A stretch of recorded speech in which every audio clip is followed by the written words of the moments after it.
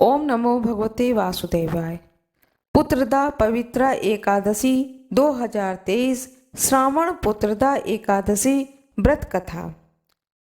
वर्ष 2023 में 27 अगस्त दिन रविवार को श्रावण मास शुक्ल पक्ष एकादशी तिथि को एकादशी का व्रत किया जाएगा। इस बार पुरुषोत्तम मास अधिक मास पड़ जाने के कारण 2 व्रत एकादशी का बढ़ गया है। इस एकादशी को पवित्रा एकादशी के नाम से भी जाना जाता है। यह एकादशी तेजस्वी संतान और वाजपेयी यज्ञ का फल देने वाला मानी गई है। पुत्रदा एकादशी पवित्रा एकादशी है। 27 अगस्त 2023 दिन रविवार को एकादशी तिथि आरंभ होगी।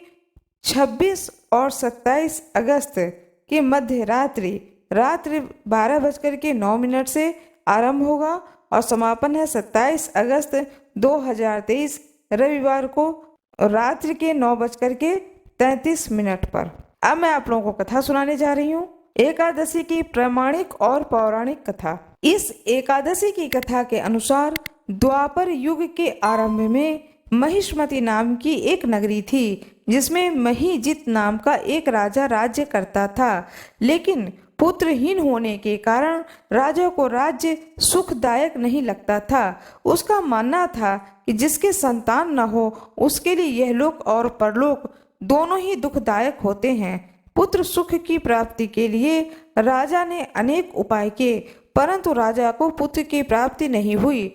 वृद्धावस्था आती देखकर राजा ने प्रजा के प्रतिनिधियों को बुलाया और कहा कि हे प्रजाजनों, मेरे खजाने में अन्याय से उपार्जन किया हुआ कुछ धन नहीं है। न मैंने कभी देवताओं तथा ब्राह्मणों का धन छीना है।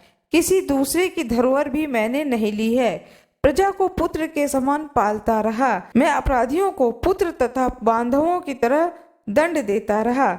कभी किसी से घृणा नहीं की, सबको समान माना है। सज्जनों की सदा पूजा करता हूँ। इस प्रकार धर्म युक्त राज्य करते हुए भी मेरे पुत्र नहीं है, सो मैं अत्यंत दुख पा रहा हूँ। इसका क्या कारण है? राजा महिजित की इस बात को विचारने के लिए मंत्री तथा प्रजा के प्रतिनिधि वन को गए।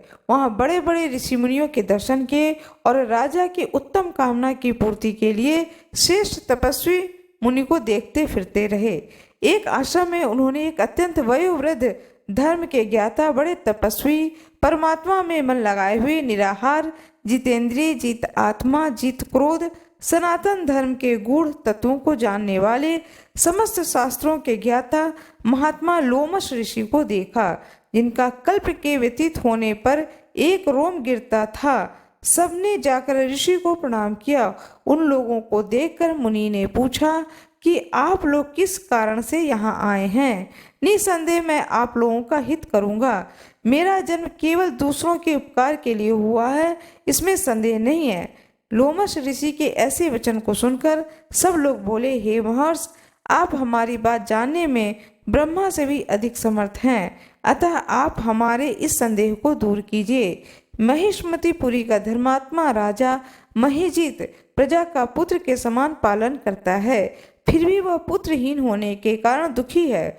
उन लोगों ने आगे कहा कि हम लोग उनकी प्रजा हैं, अतः उनके दुख से हम भी दुखी हैं। आपके दर्शन से हमें पूर्ण विश्वास है कि हमारा यह संकट अवश्य दूर हो जाएगा, क्योंकि महान पुरुषों के दर्शन मात्र से अनेक कष्ट दूर हो जाते हैं। अब आप कृपा करके राजा के पुत्र होने का उपाय बतलाएं।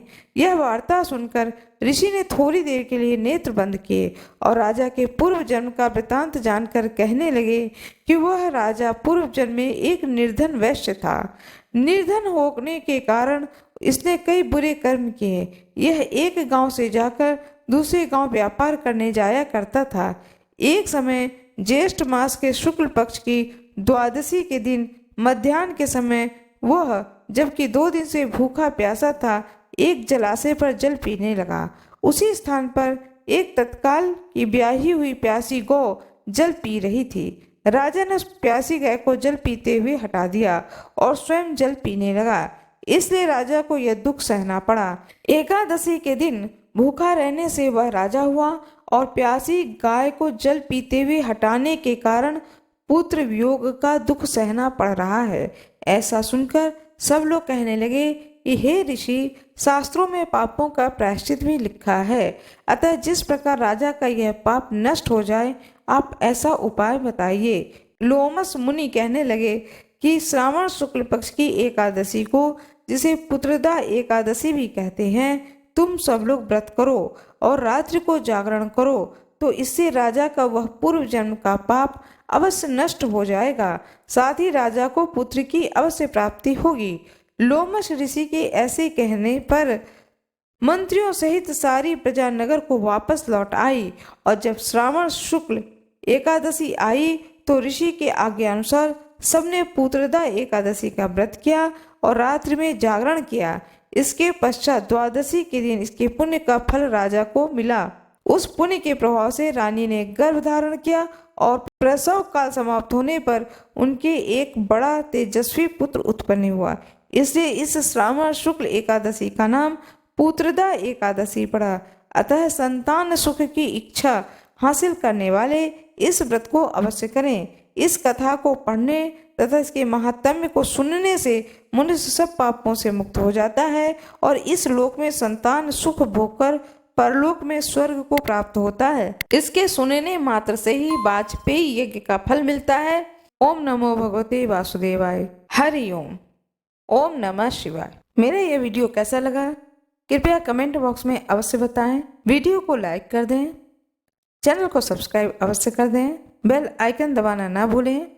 कमेंट बॉक्स में ओम नमो भगवते वासुदेवाय या राधे राधे अवश्य लिख दें। धन्यवाद।